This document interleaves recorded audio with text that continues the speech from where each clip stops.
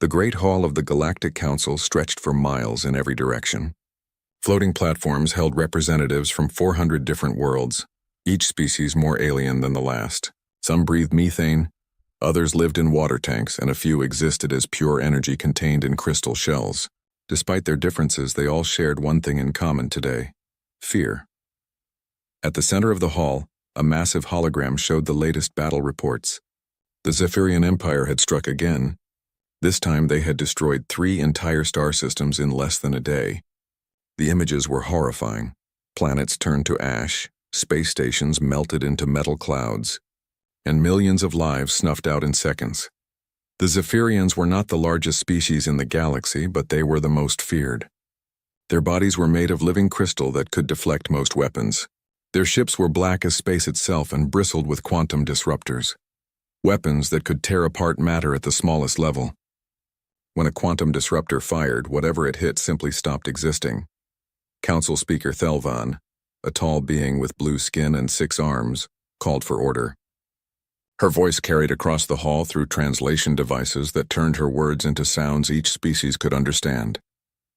"The Zephyrian Empire has ignored our peace treaties again," she announced. "They have declared war on the Alteran Trade Federation. All 17 worlds in that system have already surrendered without firing a single shot." A low murmur ran through the assembly. This was always how it went. The Zephyrians would point their quantum disruptors at a world, and that world would give up immediately. No one wanted to face those terrible weapons. "What about military intervention?" asked Ambassador Kroll, whose species looked like giant crabs. "Surely we cannot let this continue." Thelvan's expression grew even more grim. "The Zephyrians have 1,000 ships armed with quantum disruptors. We have estimates that say they could destroy every world in Council space within a month if we oppose them." The hall fell silent. Everyone knew she was right. The Zephyrians had spent centuries perfecting their weapons while other species focused on trade, art, and peaceful exploration. Now that gap in military power seemed impossible to close. "There is more," Thelvan continued. "Intelligence reports say the Zephyrians are planning another attack. They have chosen their next target." The hologram changed to show a small blue and green planet orbiting a yellow star. Most of the representatives had never seen this world before, but the data scrolling beside it made them lean forward with interest. "The planet is called Earth," Thelvan explained. "Its inhabitants call themselves humans. They achieved faster than light travel only months ago. The Zephyrians consider them a threat that must be eliminated before they can grow stronger." Ambassador Kroll made a sound that his translator turned into laughter. "A threat? They just learned to travel between stars. What weapons could they possibly have?" The intelligence file opened, showing images of human military equipment. The assembled beings stared in disbelief. The humans still used chemical explosives and metal projectiles. Their most advanced weapons threw small pieces of metal at speeds barely faster than sound. Compared to quantum disruptors that worked at light speed, human weapons looked like children's toys. "This is their most powerful weapon," Thelvan said, highlighting an image of a human nuclear missile. "It uses atomic fusion to create an explosion. By our standards, it is extremely primitive." "Then why are the Zephyrians concerned?" asked a representative whose species communicated through color changes on their skin. "Unknown," Thelvan admitted. "Perhaps they simply want to eliminate any potential competition while it is still weak." On the far edge of Zephyrian space, Admiral Kethral stood on the bridge of his flagship, the Void Render. The ship was 5 miles long and armed with enough quantum disruptors to crack a moon in half. Around him, his crystal-bodied crew worked at control stations that glowed with inner light. "Report," Kethral ordered. His voice sounded like rocks grinding together. "The human ship has been detected at the edge of our territory," reported his tactical officer. "Long-range scans confirm primitive technology. Chemical propulsion, metal hull construction, and kinetic weapons only." Kethral felt something like satisfaction flow through his crystalline form. The reports had been accurate. These humans were even more backward than expected. Their ship looked crude and blocky compared to the elegant curves of Zephyrian vessels. "How many ships do they have?" he asked. "Just one, Admiral. It appears to be some kind of diplomatic vessel." "Interesting. They come to negotiate." Kethral's laugh resonated through the bridge like breaking glass. "They do not yet understand that there is nothing to negotiate. Ready the quantum disruptors." All weapons charged and ready, sir. Kethral studied the tactical display. The human ship was small, probably carrying no more than a few dozen crew members. Its weapons were laughably primitive.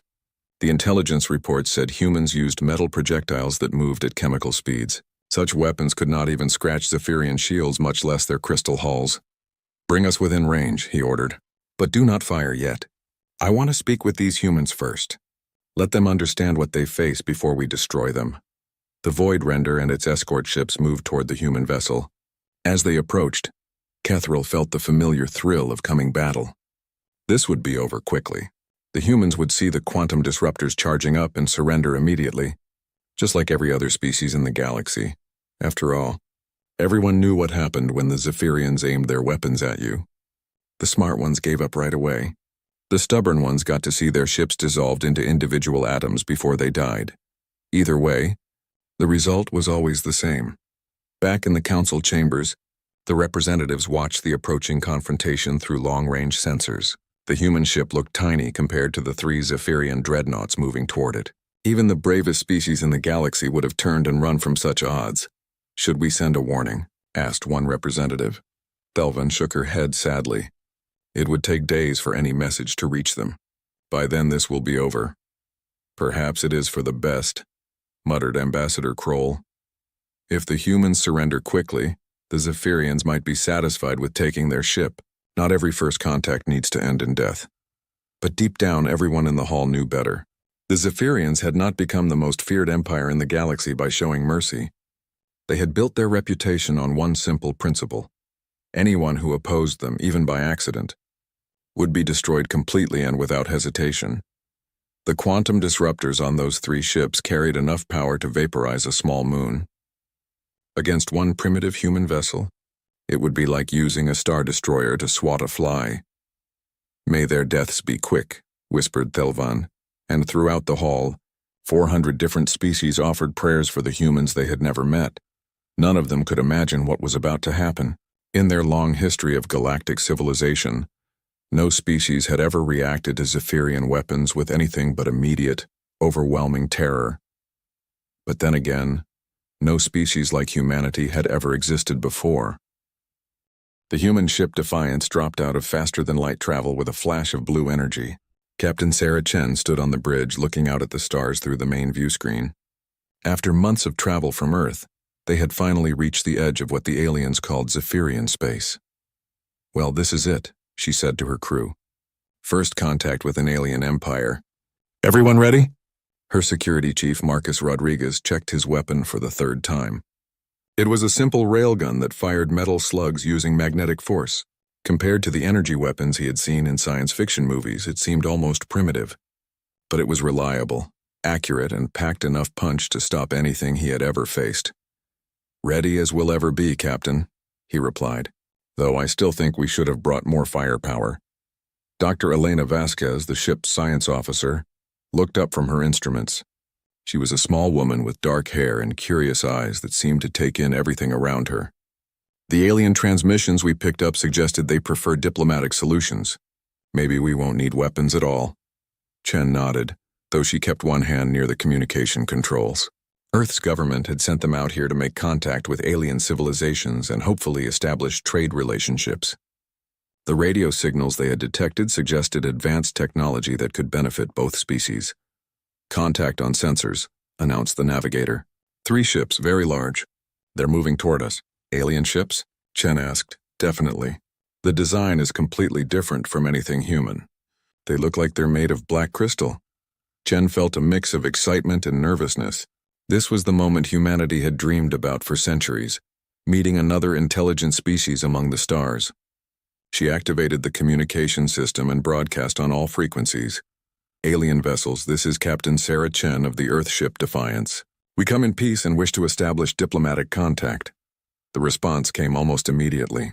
The voice that emerged from the speakers sounded like grinding stone, but the translation system their computers had built from intercepted alien transmissions made the words clear.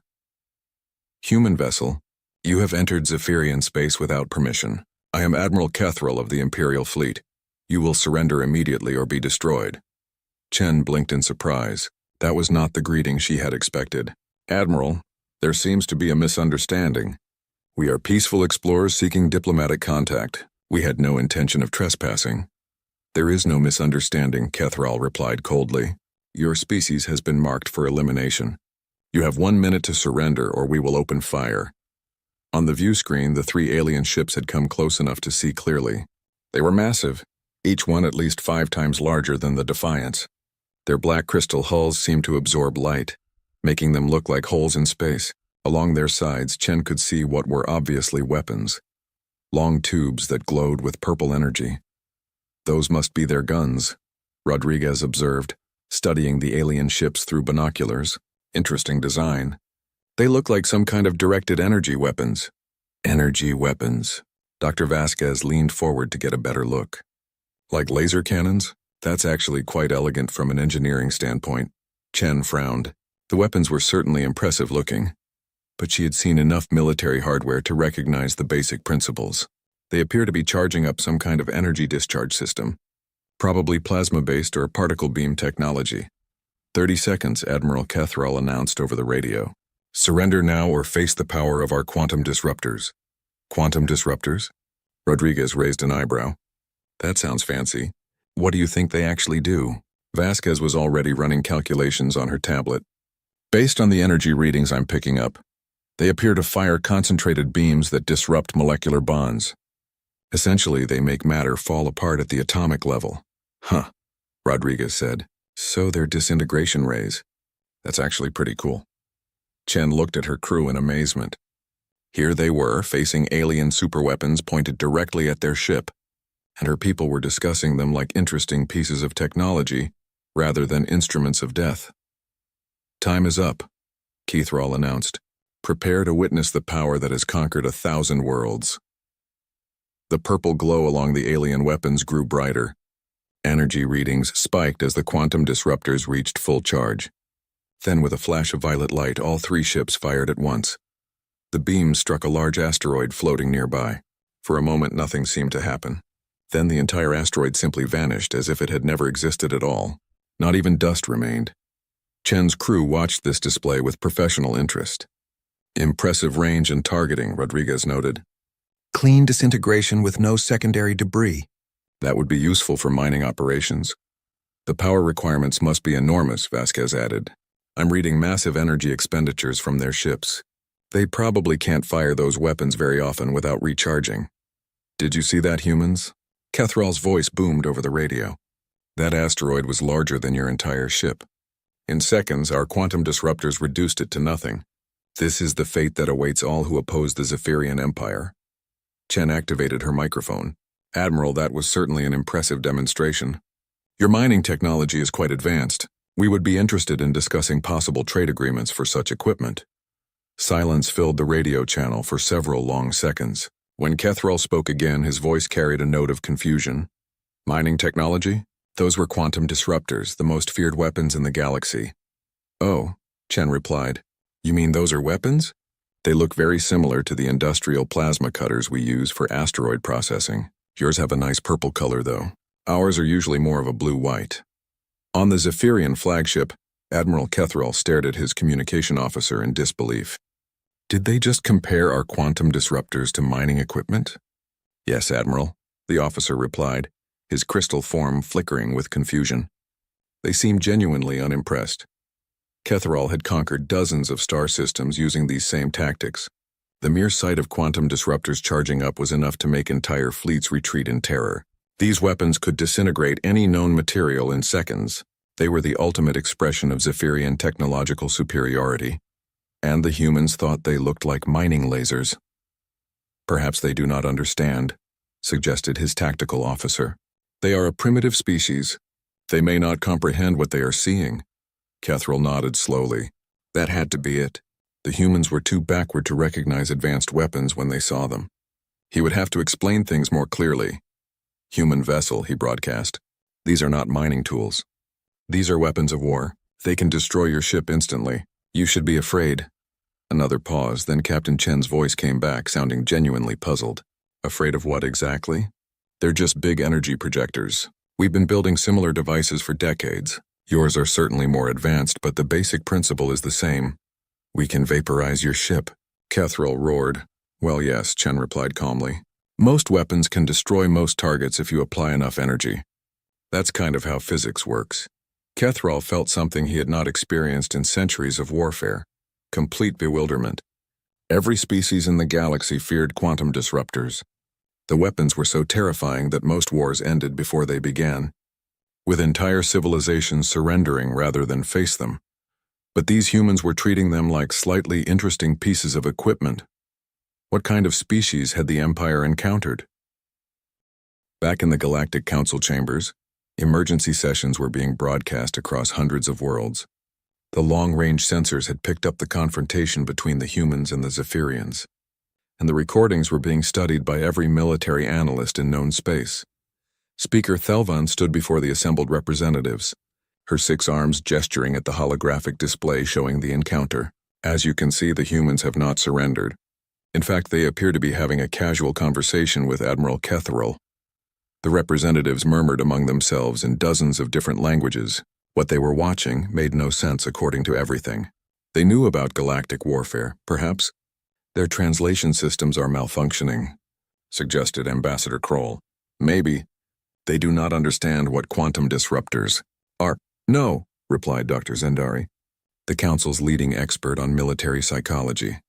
She was a tall, thin being with large eyes that seemed to see everything. "Our analysis of their communication shows perfect translation accuracy. The humans understand exactly what they are facing. Then why are they not afraid?"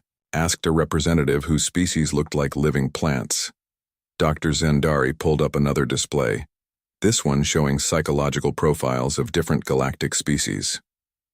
"To understand this, we must examine how different species evolved and what they learned to fear." The display showed images of various alien homeworlds. Most were peaceful places where the dominant species had evolved as herbivores or had developed advanced technology early enough to eliminate natural predators. The Altarians evolved on a world with no large predators, Dr. Zendari explained. The Zephyrians themselves developed crystal bodies that made them nearly invulnerable to physical attack. Most Council species achieved spaceflight before they ever faced truly deadly threats. "What does this have to do with weapons?" asked Thelvan. "Everything," Dr. Zendari replied. "When we developed energy weapons, they represented something completely new: unavoidable death. A plasma beam travels at light speed. A particle cannon can track targets across star systems. When such a weapon is aimed at you, there is no escape, no defense, no hope of survival. This is why we fear them." She switched the display to show images of Earth, and the assembled beings gasped. The planet's history was filled with massive predators, natural disasters, and constant warfare between the humans themselves. "Humans evolved on what we would classify as a death world," Dr. Zendari continued. "For 200,000 years they have faced threats that wanted to kill them. Lions, bears, tigers, other humans with spears and swords. They learned to fight back against impossible odds." The display showed human history: battles where small groups fought against overwhelming enemies, last stands where humans refused to surrender, even when facing certain death, and countless examples of humans treating deadly threats as problems to be solved, rather than reasons to give up. "Observe their reaction to the quantum disruptor demonstration," Dr. Zendari said, replaying the footage. "They show professional interest rather than fear. To them it is simply another weapon, and weapons are things that can be fought against." Ambassador Kroll's crab-like claws clicked nervously. "But quantum disruptors are not like primitive weapons. They cannot be dodged or blocked." "The humans do not know that yet," Dr. Zendari replied. "And more importantly, they would not care if they did. Their entire species is built around the concept that any threat can be overcome with enough determination and clever thinking."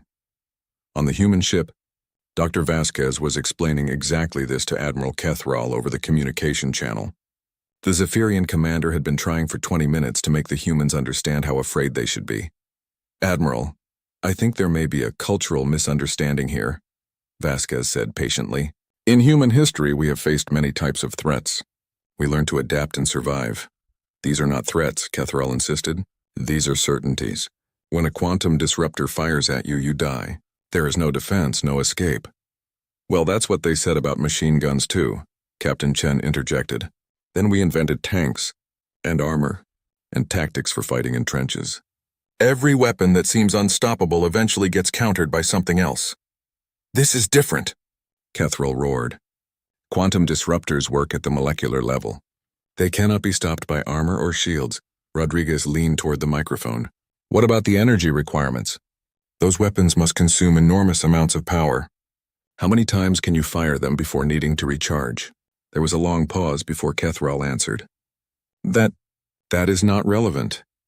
I bet it's relevant, Chen said with a small smile. Big energy weapons always have big energy costs. That's basic engineering.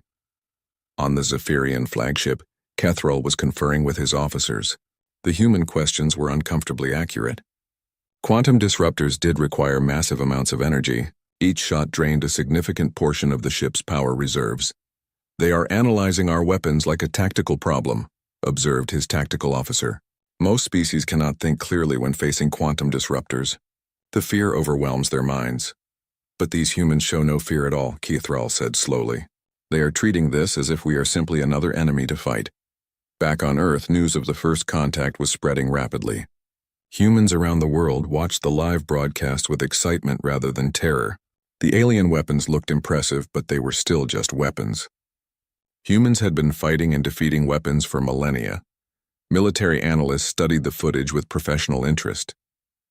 Energy-based directed fire systems, noted General Patricia Hayes, chairman of Earth's Joint Chiefs of Staff. Significant power requirements, probably limited rate of fire. Classic long-range siege weapons. What's our assessment for countermeasures? Asked President Martinez during an emergency briefing. Multiple options, Hayes replied. Close-range engagement to prevent proper targeting. Electronic warfare to disrupt their control systems. Kinetic bombardment to overwhelm their defenses. The usual approaches. They destroyed that asteroid pretty thoroughly, observed the Secretary of Defense. Yes, but they needed 3 ships firing simultaneously to do it, Hayes pointed out. And they had to charge their weapons for over 30 seconds first. In a real battle, we'd have plenty of time to react. This was the fundamental difference between humans and every other species in the galaxy. When other beings saw quantum disruptors, they saw unstoppable instruments of death.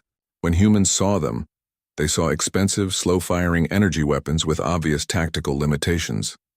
Dr. Zendari was explaining this same concept to the Galactic Council. Humans do not have a proper fear response to energy weapons because they evolved to fight physical threats.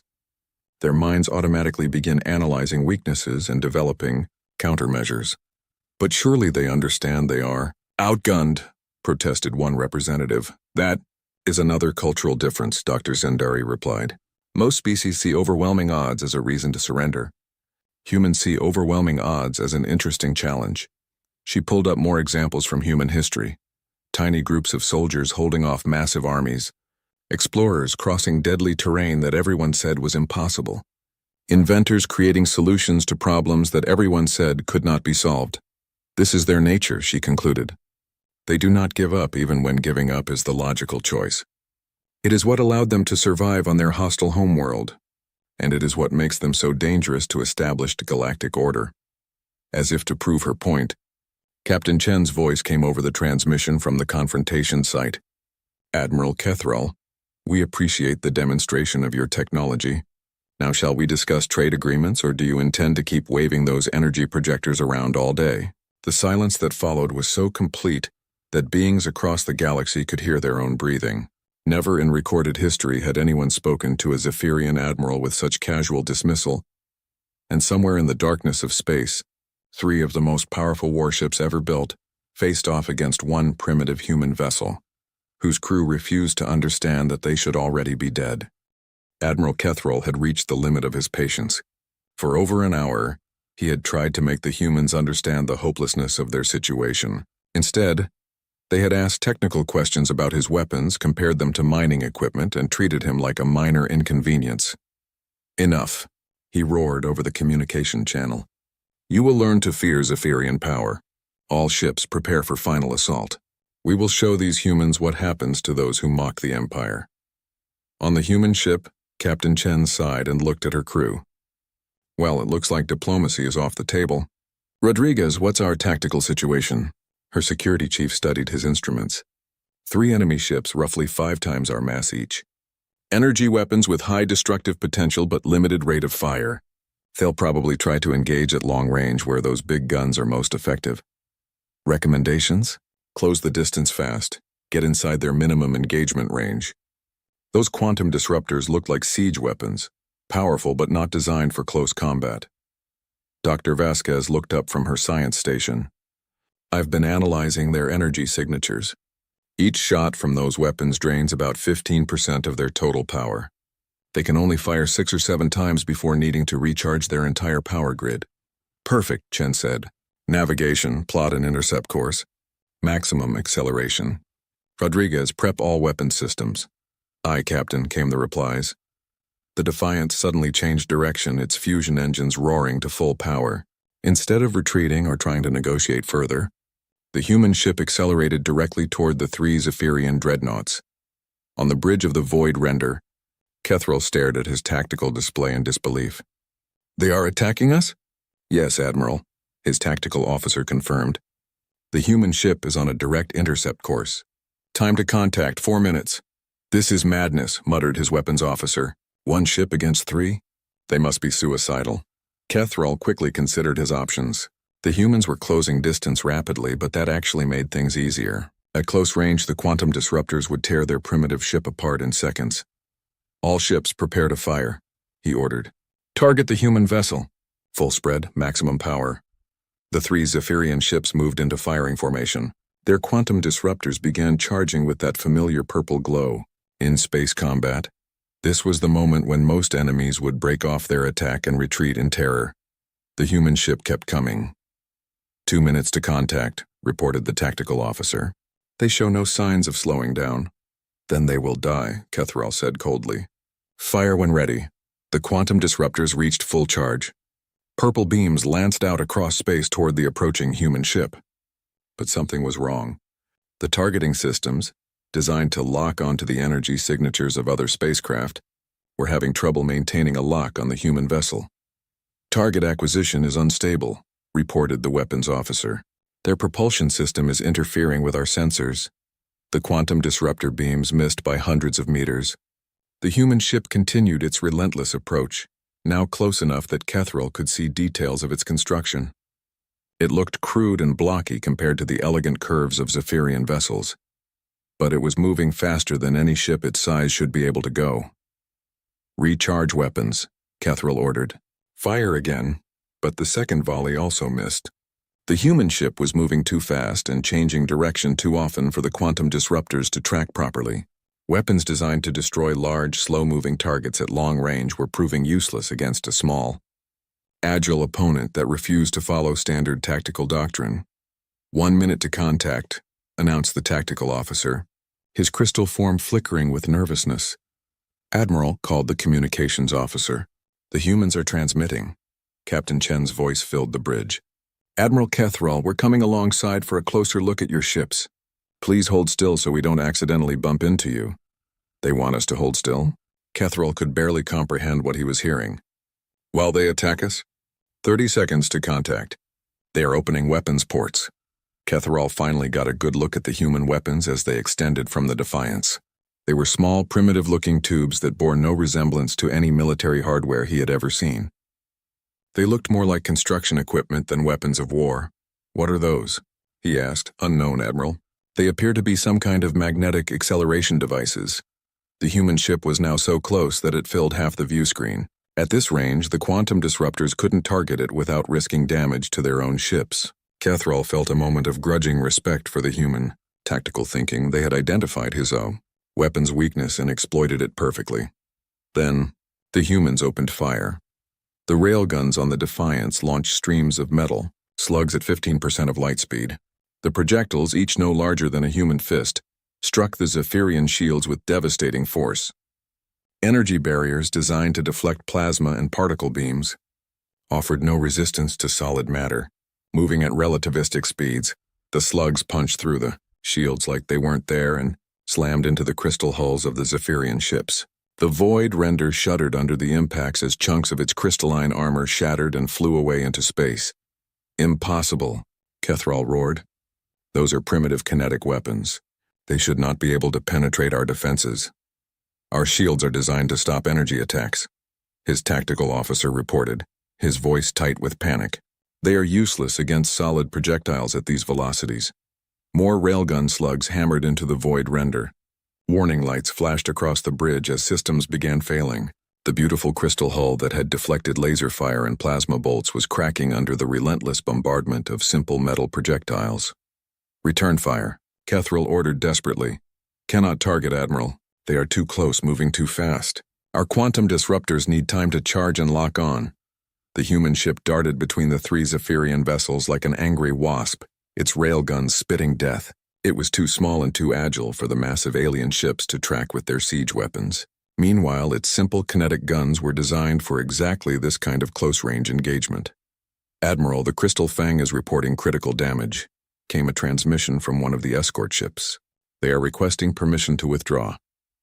Kethril watched in growing horror as the human ship crippled his escort with surgical precision. The humans weren't just firing randomly. They were targeting specific systems. Power generators, weapon emplacements, and engine modules were being destroyed one by one. Dr. Vasquez's voice came over the communication channel, calm and professional. Admiral, we're reading massive structural damage to your vessels. We recommend you withdraw before someone gets seriously hurt. This is impossible, Kethril whispered. We have the most advanced weapons in the galaxy. You have very expensive long-range weapons, Captain Chen corrected. We have simple, reliable close-range weapons. In this kind of fight, simple wins. The second escort ship, the Shard of Night, was now drifting powerless with its engines destroyed. The Defiance had taken some hits from defensive lasers, but its thick armor plating and redundant systems kept it fighting. Human ships were built to take punishment and keep working. Admiral, his tactical officer reported, we have lost primary weapons on decks 7 through 12. Quantum Disruptor Array 3 is completely destroyed. Shield generators are failing.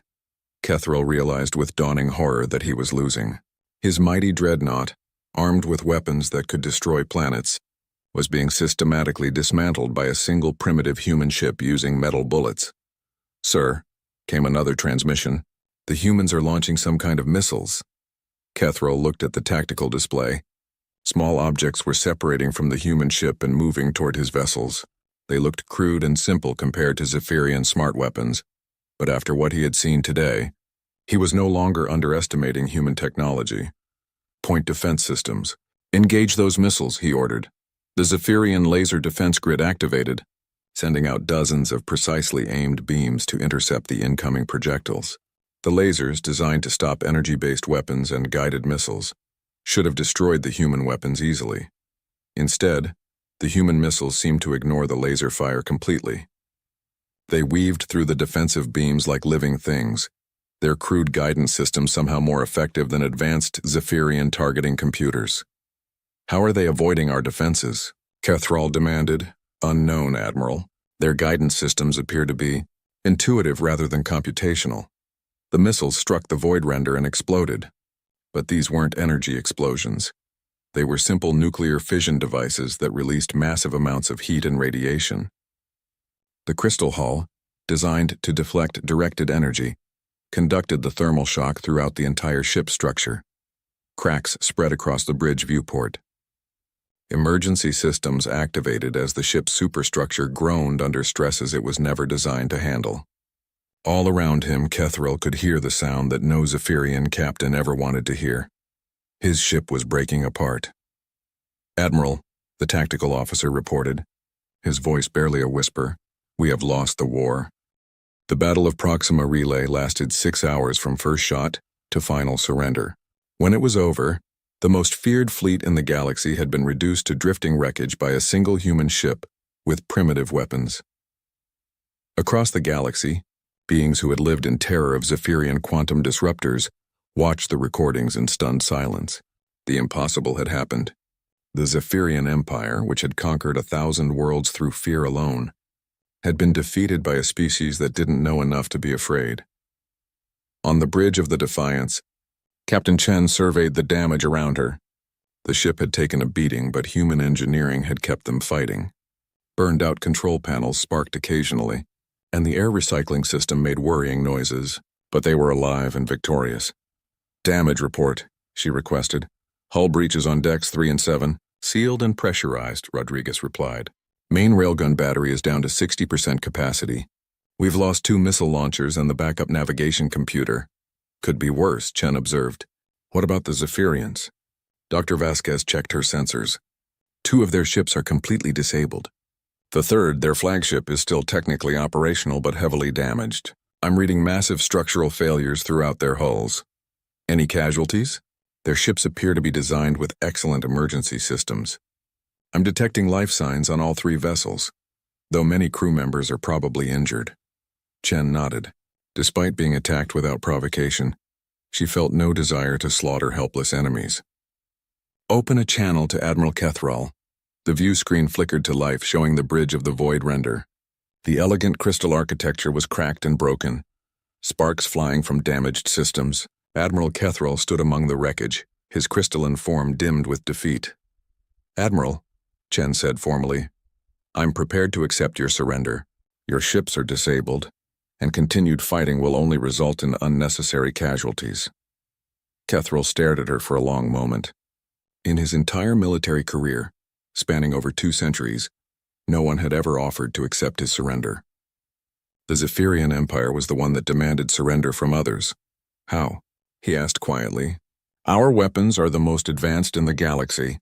Our ships are the most powerful ever built. How did you defeat us with primitive technology? Chen considered the question carefully.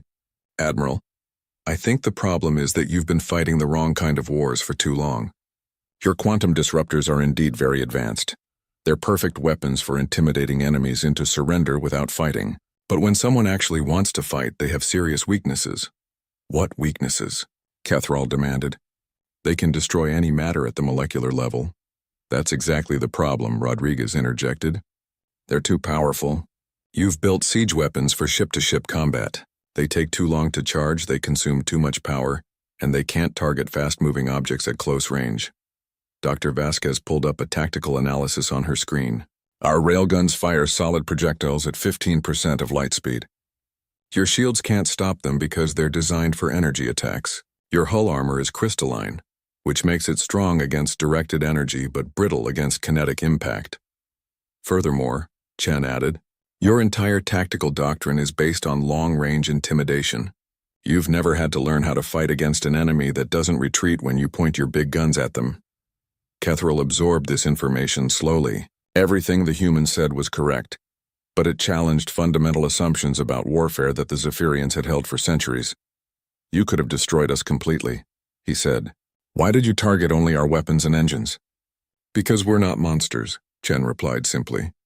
You attacked us, so we defended ourselves. But that doesn't mean we want to commit genocide. This concept was as alien to Kethral as quantum disruptors had been to the humans. The Zephyrian way of war was total domination, complete destruction of enemy forces and the will to resist. The idea of showing mercy to a defeated foe was incomprehensible. What happens now? He asked. Now we contact the Galactic Council and inform them that Earth is interested in joining as a peaceful member, Chen said. As for you, Admiral, I suggest you return to your empire and tell them that the age of ruling through fear is over. The transmission ended, leaving Kethral alone with his shattered fleet and his shattered worldview. 3 days later, the emergency session of the Galactic Council was the largest gathering in the organization's history. Representatives from 400 worlds packed the Great Hall, all wanting to see the humans who had done the impossible. Captain Chen stood at the speaker's podium, looking calm and professional despite being the center of attention for half the galaxy. Beside her, Dr. Vasquez and Rodriguez waited patiently as Speaker Thelvan called for order. Captain Chen, Thelvan began, on behalf of the Galactic Council, I welcome you to this assembly. Your actions have changed the balance of power in our galaxy. Many worlds that lived in fear of the Zephyrian Empire are now free from that terror. Chen nodded respectfully. Thank you, Speaker Thelvan. Earth is honored to make contact with so many different civilizations. We hope to establish peaceful relationships and beneficial trade agreements with all council members. There are many questions about your military capabilities, pressed Ambassador Kroll. Your weapons seemed primitive, yet they defeated the most advanced fleet in known space. With respect, Ambassador, they weren't the most advanced, Chen replied. They were the most expensive and the most feared. There's a difference. Dr. Vasquez stepped forward to address the assembly. The Zephyrian weapons represented the absolute pinnacle of energy-based technology. But they were designed to fight the last war, not the next one. When faced with simple kinetic weapons and aggressive tactics, they proved inadequate. "Are you saying our entire understanding of military technology is wrong?" asked a representative whose species communicated through scent patterns. "Not wrong," Rodriguez answered. "Just incomplete. Energy weapons are excellent for certain applications: long-range bombardment, planetary siege, precision strikes. But in close combat against agile opponents, simple kinetic weapons are often more effective." The revelation sent shockwaves through the assembly. For centuries, the galactic understanding of warfare had been based on the assumption that more advanced meant more powerful. The humans had proven that sometimes simpler was better. "What are Earth's intentions now?" Delavan asked carefully. "Many worlds are concerned about human expansion," Chen smiled. "Earth seeks peaceful coexistence and mutual benefit through trade and cultural exchange. We have no desire to conquer or dominate other species. We've seen enough war on our own world to know that violence should always be the last option." "But you will defend yourselves," observed Dr. Zendari. "Of course," Chen replied. "Any species that tries to attack Earth or our allies will discover that we fight back. But we prefer to make friends rather than enemies." Over the following weeks, the political landscape of the galaxy transformed completely. The Zephyrian Empire, its reputation for invincibility destroyed, faced rebellions on dozens of worlds. Some surrendered peacefully, while others fought bitter campaigns for independence. The quantum disruptor, once the most feared weapon in space, became a symbol of outdated thinking. Military academies across the galaxy began studying human tactical doctrines, learning how aggression and adaptability could overcome technological superiority. Trade delegations from Earth spread throughout Council space, offering human technology and expertise in exchange for alien knowledge and resources. Human engineers, with their practical approach to problem-solving, found solutions to challenges that had puzzled alien scientists for generations. But perhaps the most important change was psychological. For the first time in galactic history, advanced weapons were no longer automatically associated with inevitable victory. The humans had shown that courage, creativity, and determination could triumph over fear and overwhelming odds. Dr. Zendari published a study that became required reading in military colleges across the galaxy. Her conclusion was simple but profound. The humans succeeded not because they were unafraid of quantum disruptors, but because they refused to let fear control their actions. They treated an impossible situation as merely another problem to be solved. 1 year after the Battle of Proxima Relay, Admiral Kethrall requested a meeting with Captain Chen at a neutral space station. The former commander of the most powerful fleet in the galaxy now served as a military advisor to the reformed Zephyrian Republic. "I wanted to thank you," he told her as they sat in the station's observation deck, watching ships from dozens of different worlds dock peacefully together. "Thank me for what?" Chen asked. "For showing us that there was another way," Kethrall replied. "The Zephyrian Empire ruled through fear for so long that we forgot what it meant to earn respect. Your people taught us that strength comes not from the power to destroy, but from the wisdom to build." Chen looked out at the busy space station, where humans worked alongside Zephyrians, Altarians, and dozens of other species. "Everyone deserves a chance to choose their own path, Admiral, even former enemies." Thank you for watching, and comment for next part.